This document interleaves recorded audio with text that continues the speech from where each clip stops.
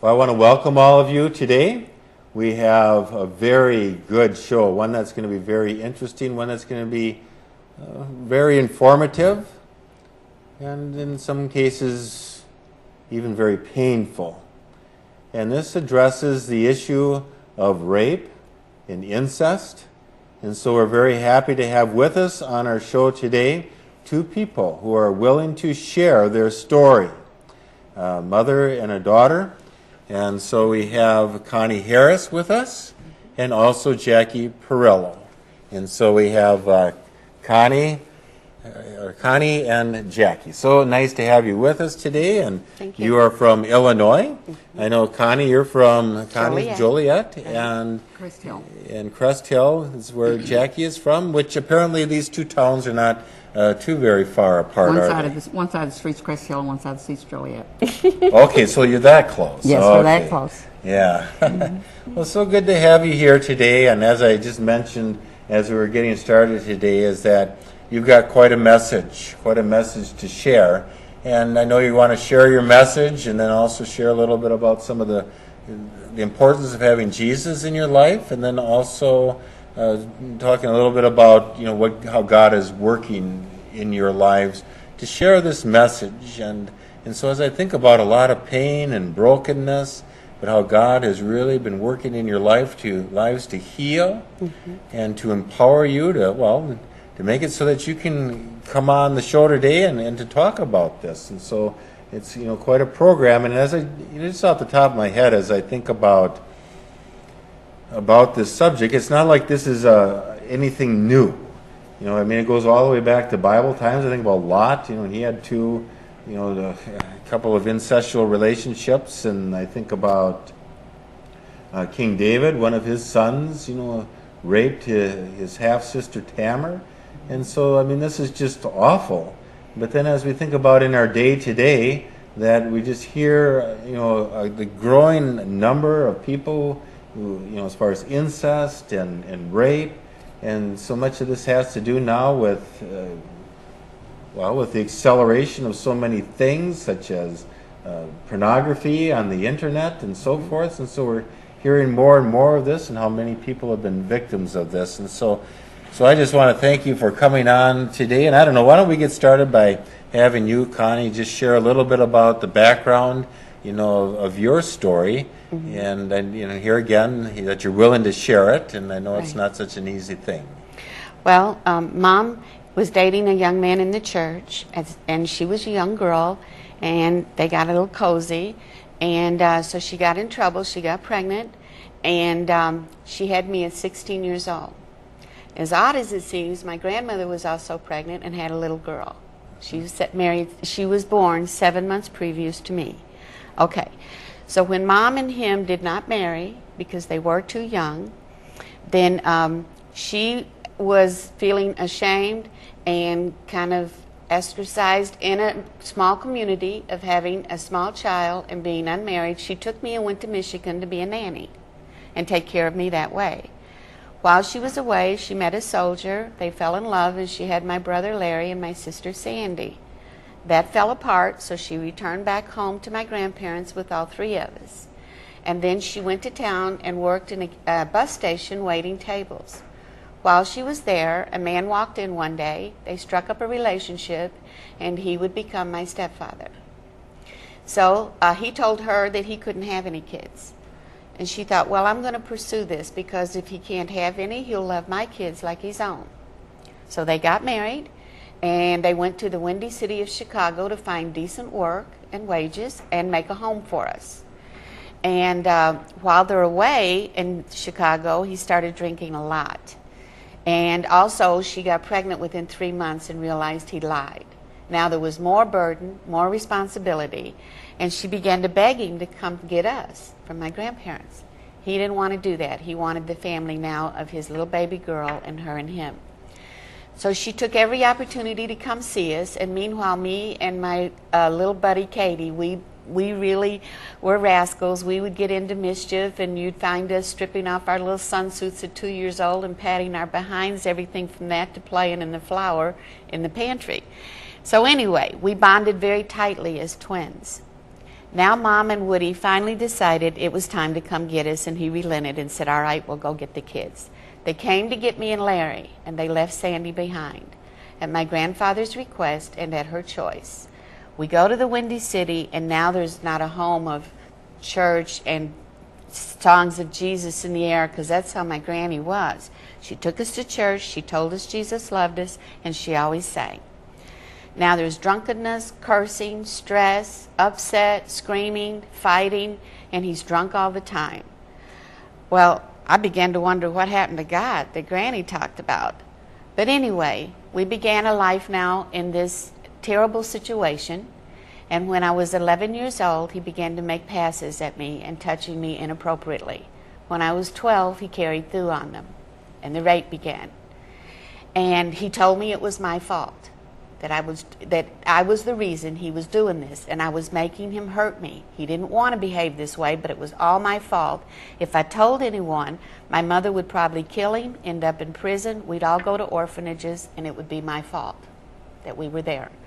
So he said, you better keep your mouth shut. So I tried my best to stay silent, but it got unbearable at times, and it was pretty hard to live in that situation. Mom worked all the time. She didn't know what was going on, and you cannot stop what you do not know. So she was just having a hard time living with a drunk who was so mean and a miserable a person. He made vacations a nightmare, and holidays were a joke. He always ended up embarrassing us and acting like a fool. So anyway, I was determined to get out of home. Couldn't take it no more. I left at 17 and married a boy who was also only 17. We didn't have a clue, and so the marriage fell apart in just 6 short weeks. I wasn't going to go back home. So I went to my friends to live, and the battles continued at home. My brother was getting taller and stronger, and him and my stepdad were going at it all the time. Mom finally realized if I don't get him out of here, he'll kill him, and my son will end up in prison. So she went to her sister, Katie, who was my little buddy and now married to Cody, and they took her in with my brother and sister, and I joined them later, and she filed the necessary papers and had him put out. Then she found out what he'd done to me. That made a bitter divorce, and he ran like the coward he was and went down south. And she got through the divorce, and I moved home to help her. But I had become promiscuous, and I had a boy and a girl, little Tim and Wendy. And now I was trying to help her pay bills and stay afloat, and we were there for each other. We were trying to help each other through the nightmare. My sister was always into rebellion and trouble because she was angry that we were mad at Daddy. So she ran away to be with him. She went to live with him. And Larry joined the service, my brother. He went into Vietnam. And he had many problems before he left. And when he got out of Vietnam, they were worse. But anyway, during the time of service, he started to date a girl named Alma Harris. And then I would be introduced to Ron Harris, her brother, in their dating. We got married first in December of 71, and then in June of 72, Larry and Alma married. And I thought I should be happy now. I had a husband, a nice home. We got married in the living room, 2 healthy children. In just over a year's time, I had Christine, our daughter.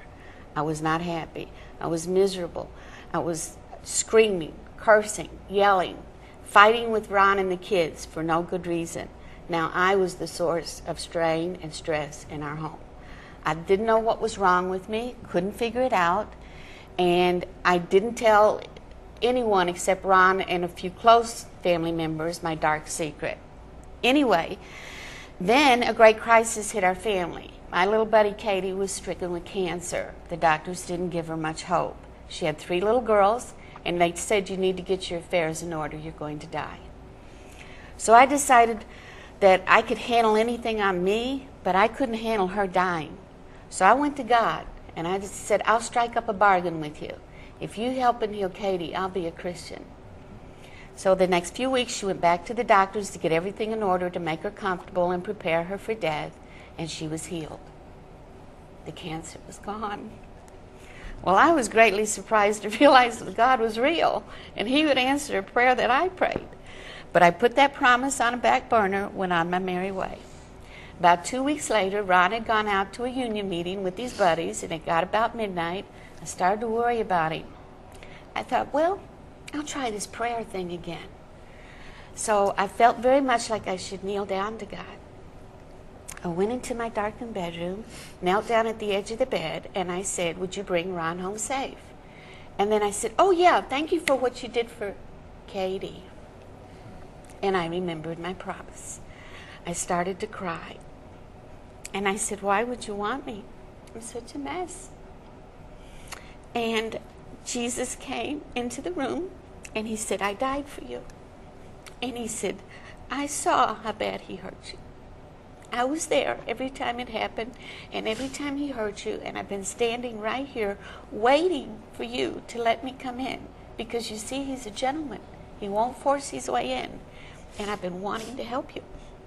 I said, okay. When I turned to Jesus, he came into my heart, and he turned on the light. He brought music where there was stillness. The room lit up, and he put his arms around me. And then I said, okay, I will do this, but I don't know how, so help me. So anyway, I told Ron what I did, and he said, yeah, okay.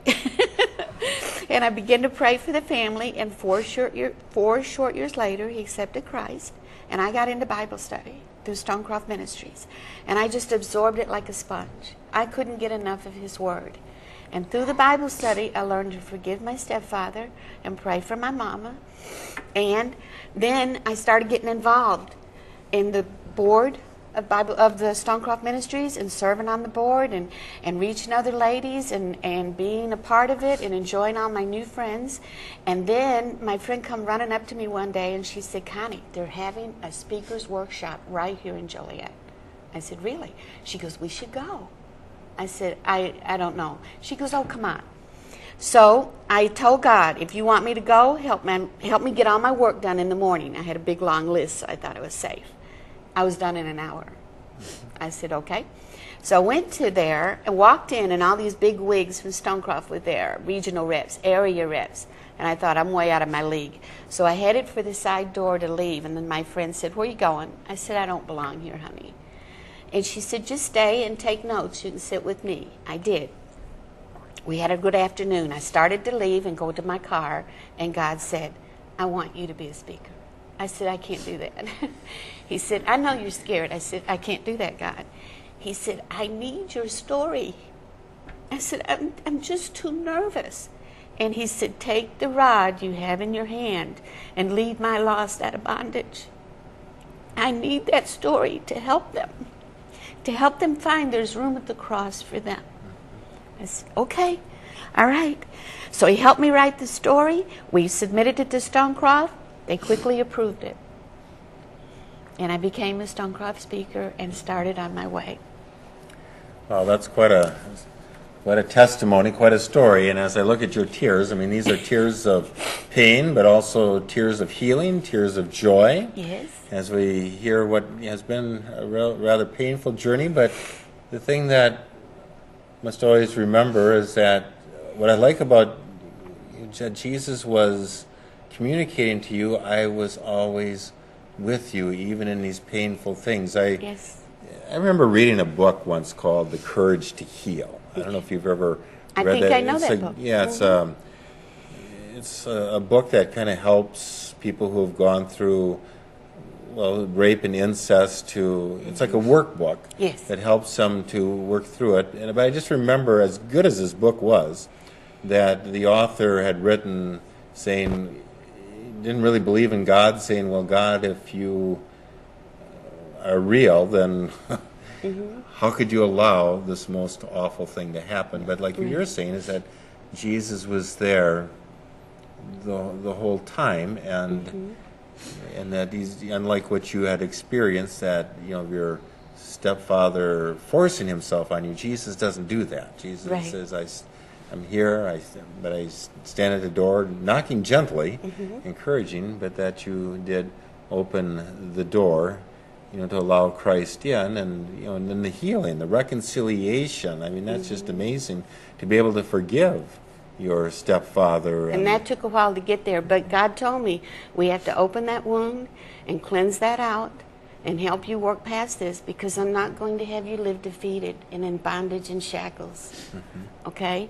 And so through the Bible studies, I was able to do that. Now, Mom, she was resisting because she had so much anger and hatred towards him, which is understandable. But then my grandmother had a heart attack and stroke, and they didn't give her any hope that she'd make it through.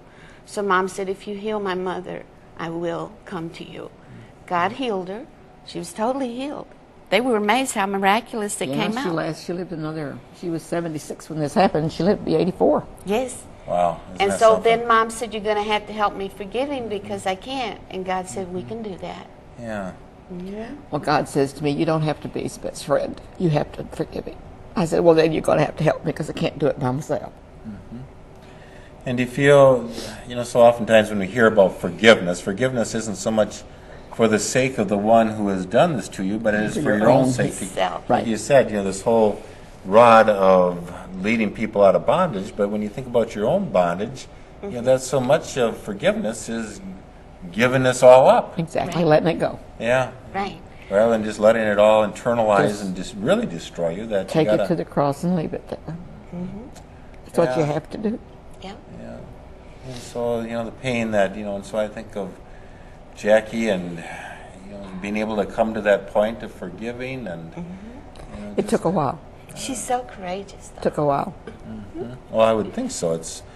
And that's the whole thing, is that we hear things like, well, Jesus taught us, forgive us our sins as we forgive the sins of others, and we, learn so much that we are to forgive. I mean, that's part of being a Christian, is to forgive, but to know that forgiveness is not cheap. But that forgiveness it's a cost, but it's also a process to it. I mean, it's not like you can just say, well,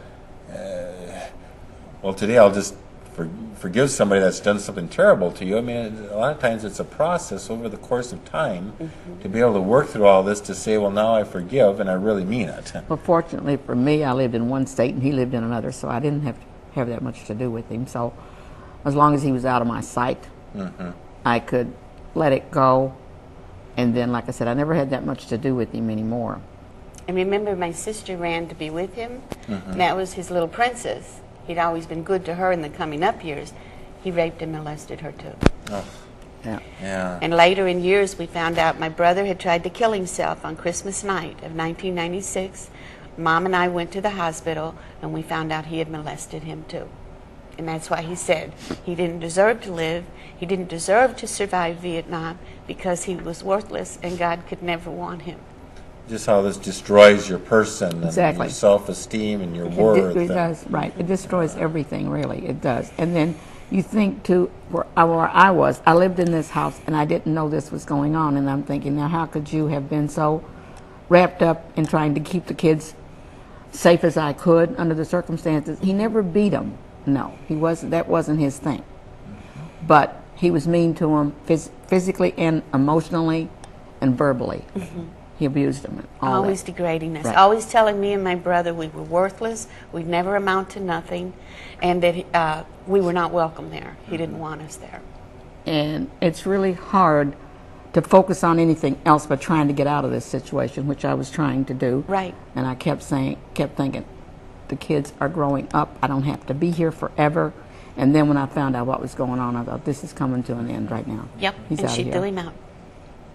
Yeah, so let's just talk a little bit about some of the dynamics of all of this. I'm just going to ask some questions, and you feel free to answer them however you are.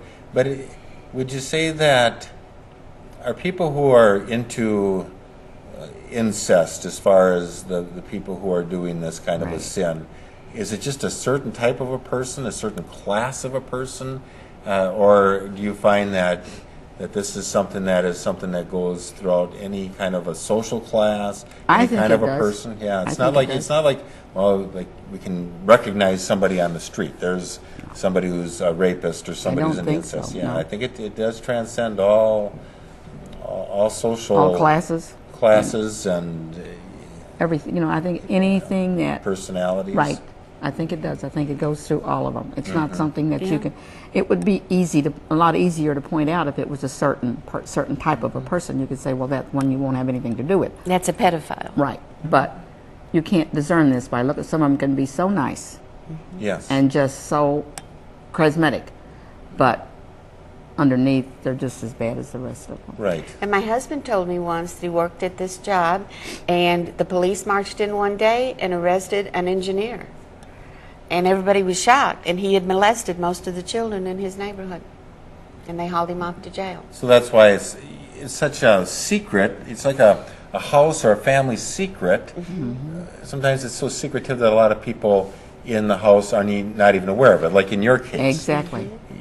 And that's why a lot of times people are so surprised. Well, we didn't realize. That's why I asked the question, because I think a lot of times what we're looking for, this particular person would be a typical one to go about having an incestual relationship. Right. But you may be surprised just who it is. Would do this. Yeah, and so, but you also mentioned bondage. You know, bondage is one of those things where we get, almost cast into this prison that we can't get out of, and we realize that the prison isn't, walls with barred windows. Right. But yet the bondage and what those barred windows and those walls are that keep you in it or make it. So the way that it is, you were such a young gal. A child. And to be told, well, if you ever share this, these are going to be the consequences. And so as a little child, here you are having to have this whole big burden of, well, if I share this secret or this, that's my fault, and this is what's going to happen to the family. And so all of a sudden now you're dealing with so many painful things, plus also feeling like I got to be the pillar of this whole family. In other words, I'm kind of the pillar that if I share this, the whole family will be knocked down, kind of a thing. And I was glad, too, to be able to write a book, Surviving and Thriving After Living with Satan's Brother, because I wanted Daddy's little dirty secrets to all be told. And I wanted to help other rape and incest victims to realize they don't have to live in that secret world. They don't have to live in darkness and bondage anymore.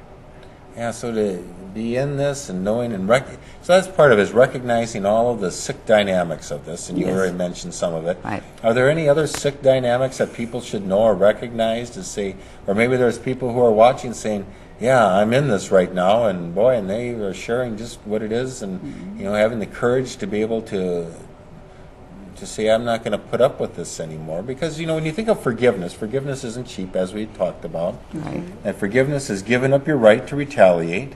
But it's also saying, I'm not going to allow this. It's setting a boundary. I'm not going to allow this to happen to me anymore. Forgiveness doesn't mean, well, you can do, just keep kicking me, and I just will forgive you as much. No, it's like I set up a boundary of those so you're not going to hurt me anymore. In other words, in many cases, forgiveness means that you can't be part of my life anymore. That's right. That's right. That's what she did. Reconciliation would be, well, this is where we're trying to reconcile or restore a relationship. But forgiveness is, I'm not holding this against you. I'm not going to harm you. But also have to set a boundary to say, you're not going to harm me anymore either. Reconciliation was not an option. Right. Yeah. Not in our case. Sometimes it's not an option. It was not an option. But forgiveness is. Yes. And like we talked about. That's what I said. I could forgive him, but I didn't want nothing else to do with him, not ever. And that's when God said, you don't have to be his best friend. You have to forgive him. That I could do. With God's help. I couldn't have done it by myself. That's why she's such a brave lady. Yeah, all the courage. So much courage. And when she found out, she got us out right away and pitched him to the curb. Said, that stops. You are so out of here.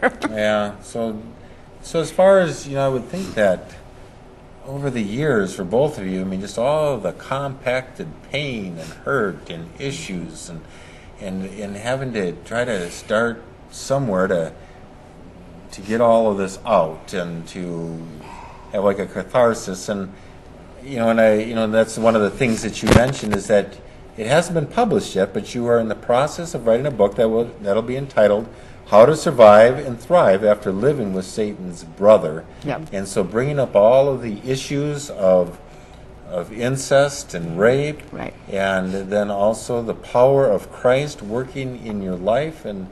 But then this book is going to minister, like you say. Jesus is saying, "Hey, we had a bargain here." And the bargain is I need your story because there's so many people out there in this bondage. In that situation, right? And I'm going to use you as an instrument of my healing to help bring other people out of this bondage. Mm-hmm. And so... And like she said, every time I share it, that does cause some pain for her, but she's so proud of me. It's going to help a bunch of people. Yeah. That's And why I love hopefully her. it'll give other people the courage to stand up and to say, I'm done. we're done with this. And This is not happening again. yeah, right. and so you're speaking as a Stonecross speaker, Yes, sir. and you're writing this book, and so when you think about it, you have quite a ministry because there's lots of people who've been affected by this, and, Yes. and a lot of times it is the secret, and Yes, and it's one of the certain. things that a lot of times people are afraid to come out and share because when you do, it's like the rest of the family and people actually turn on the victims. And how do you dare say this against Grandpa? It happens that or way, against yes. Or how can you mess up our uncles and family so- like yeah, this yeah. and cause so Oh. much problems? It, So that's it all happens. part of the dynamics. It happens, yes, it does. Because I've known actually where when somebody finally has had the courage to speak out against it, the family turns on. It happens. Oh, yeah. Yes, And it so happens. There's all of these things, but to know that as people are working together and as others hear your testimony, then they're going to be empowered and how God is working in this whole thing because God is a God of love and grace who wants to bring us that we can forgive, where there's healing, to strengthen us and help us to actually minister. And I think before we got on the air, you shared that your favorite verse is from Philippians 4:13. I can do all things through Him who strengthens me. And so, as I think about the people out there, to know that in Christ, I don't know whatever your circumstances are. Some of you maybe can say, I can relate to this story. I've been there, done that, or I'm in this story right now. To know that Christ does, that God is with you, that God does love you, and that He can break you of this bondage and to give you the strength. Well, to you, Jackie and Connie, I just want to thank you for being on the show today and for sharing your story, and what a powerful story, and you both are very courageous. Thank you. And I thank God for you. You're Thank a you. real blessing to all of us, and may God bless all of you this day as well.